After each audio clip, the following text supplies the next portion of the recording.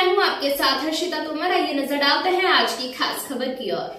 जिले के जैजैपुर थाना क्षेत्र के चोर भट्टी गांव के तालाब में 3 दिनों से लापता 12 वर्षीय किशोरी की लाश मिलने से सनसनीखेज मामले का पुलिस ने प्रेस वार्ता के माध्यम से खुलासा किया है। एसपी डॉक्टर अभिषेक पल्लव ने जानकारी देते हुए बताया कि इस मामले में मृतका का प्रेमी कातिल निकला है, जिसने एक साथ आत्महत्या करने का वादा करके नाबालिग से सुसाइड नोट लिखवाया, फिर उसे घर से ले जाकर उसके साथ दुष्कर्म किया और कत्ल कर उसके लेगिंग्स के जेब में सुसाइड नोट रखकर मृतका के शव को तालाब में फेंक दिया और मौके से फरार हो गया। इस संबंध में खुलासा करते हुए पुलिस अधीक्षक डॉक्टर अभिषेक पल्लव ने बताया कि दिनांक 2 मार्च को नाबालिग के परिजनों ने जैजैपुर थाना आकर जानकारी दी थी कि दिनांक 28 फरवरी की दरमियानी रात इसकी नाबालिग लड़की को कोई बहला फुसला कर भगा कर ले गया है। रिपोर्ट पर धारा 363 भादवी कायम कर विवेचना में लिया गया है। इस मामले की जांच पुलिस कर रही थी। तभी दिनांक 3 मार्च को नाबालिग लड़की की लाश ग्राम चोर भट्टी के डबरी तालाब में मिली। जांच पंचनामा के बाद कार्यपालिका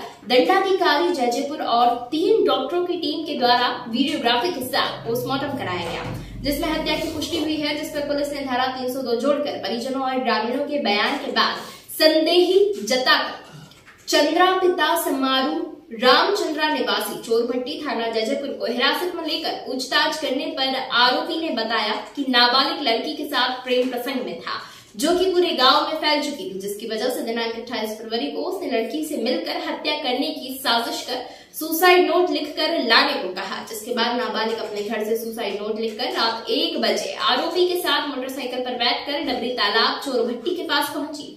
अब तब तक आरोपी ने उसे जबरदस्ती बलात्कार किया और गला दबाकर उसकी हत्या कर दी। पुलिस को गुमराह करने के लिए मृतका द्वारा लिखे गए सुसाइड नोट को उसके लेगिंग्स के जेब में रखकर मृतका के शव को डबरी तालाब में फेंक दिया। आरोपी द्वारा अपना जुर्म स्वीकार करने पर दिनांक 5 मार्च 2022 को विधिवत गिरफ्तार कर न्यायिक रिमांड भेजा गया है। 28 तारीख की दरमियानी रात को एक लड़की जो है नाबालिग 13 वर्षीय, वो अपने घर से गायब होती है पुलिस स्टेशन जैजैपुर एरिया में। उसकी रिपोर्ट 2 तारीख को घर वाले आके थाने में देते हैं, जिस पे तुरंत 363 आईपीसी का अपराध जो है वो पंजीबद्ध किया जाता है और गांव में आसपास खोजबीन की जाती है।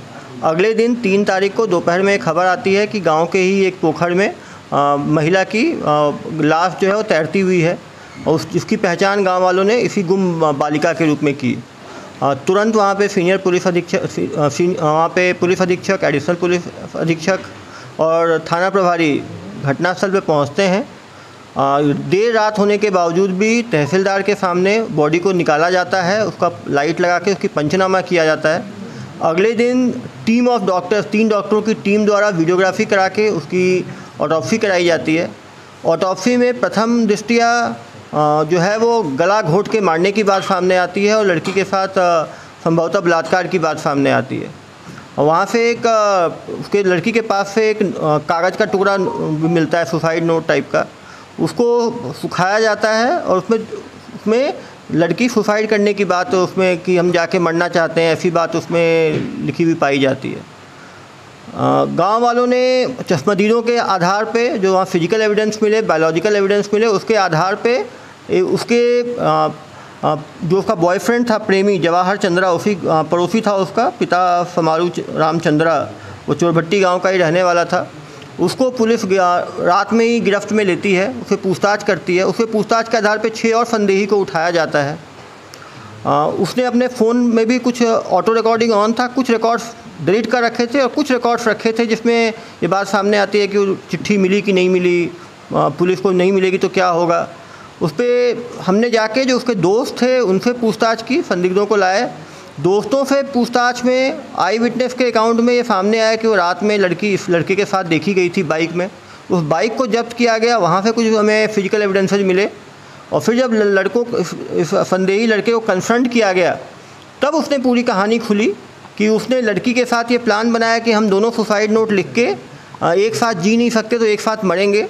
26 तारीख को जो बालिका है उसकी मदर ने एक मोबाइल पकड़ लिया था जो इस संदेही लड़के ने दिया था लड़की को, और उसकी मदर ने मना किया कि तुम्हारी उम्र बहुत छोटी है, अभी तुम्हारी शादी नहीं कर सकते। लड़की क्योंकि आरोपी लड़के से शादी के लिए दबाव बना रही थी और क्योंकि पहले भी इनके फिजिकल रिलेशनशिप था तो लड़की यह बोल रही थी कि यदि शादी नहीं करोगे तो पूरे गांव में इस बात को बता देगी।